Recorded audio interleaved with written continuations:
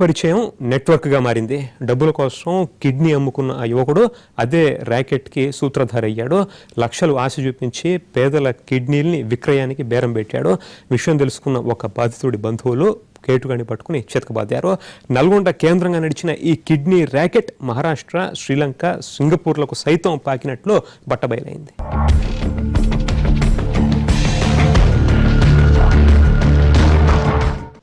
ఒక్క కిడ్నీతో మొదలై మాఫియాగా మారింది.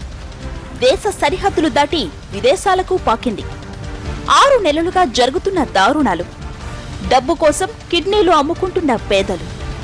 నల్గొండ జిల్లా గంధంవారికగూడెంకి చెందిన సురేష్ పనిపాట లేకుండా తిరిగేవాడు. ఓ రోజు ఇంటర్నెట్ బ్రౌజ్ చేస్తుండగా కిడ్నీ దాతలు కావాలి అనే ప్రకటన కనిపించింది.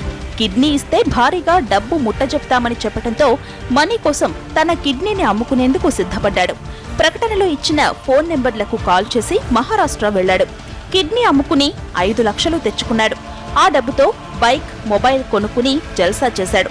అలా తిరుగుతున్న సురేష్ కు మరో వ్యక్తి పరిచయం అయ్యాడు. అతడు ప్రభుత్వ ఉద్యోగం చేస్తూ సస్పెండ్ అయ్యాడు. అతనికి డబ్బు ఆశ చూపిన సురేష్ కిడ్నీ అమ్ముకోమని సలహా ఇచ్చాడు. మహారాష్ట్రలో కిడ్నీ అమ్మించి 5 లక్షలు ఇప్పించాడు. ఇందుకోసం సురేష్ కు 50,000 రూపాయల కమిషన్ దక్కింది.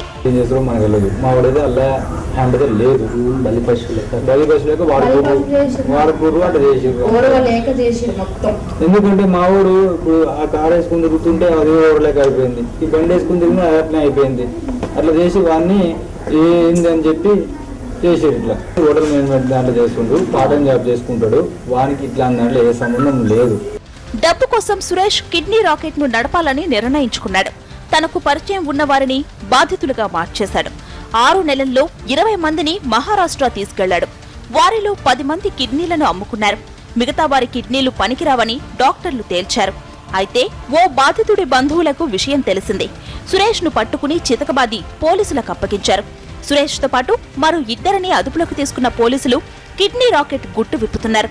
సురేష్ తో పాటు జిల్లా కేంద్రంలోని కొంతమందికి ఈ రాకెట్ లో ప్రమేయం ఉన్నట్టు తెలిసింది. నల్గొండ, మహారాష్ట్రతో పాటు జమ్మూ కాశ్మీర్, ఉత్తరప్రదేశ్, గుజరాత్, హైదరాబాద్ లో ఈ రాకెట్ నడుస్తున్నట్టు దర్యాప్తులో తేలింది. శ్రీలంక, సింగపూర్లో కూడా కిడ్నీలు అమ్మకాలు జరుగుతున్నాయని తెలిసింది. బాధితుల్ని ముంబై నుంచి శ్రీలంకకు తీసుకువెడుతున్నట్టు తేలడంతో పోలీసులు లోతుగా దర్యాప్తు చేస్తున్నారు.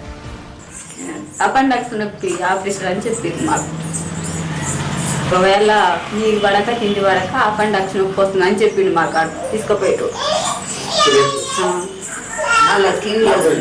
6 నెలలుగా ఈ రాకెట్ నడుస్తున్నా ఇన్నాళ్లు బయటకు రాకపోవడం పోలీసుల్నే ఆశ్చర్యపరిచింది. ఇప్పటి వరకు ఎంతమంది పేదలు కిడ్నీలు పోగొట్టుకున్నారో, ఈ మాఫియా వెనక ఎవరెవరు ఉన్నారో స్పష్టం కావాల్సి ఉంది.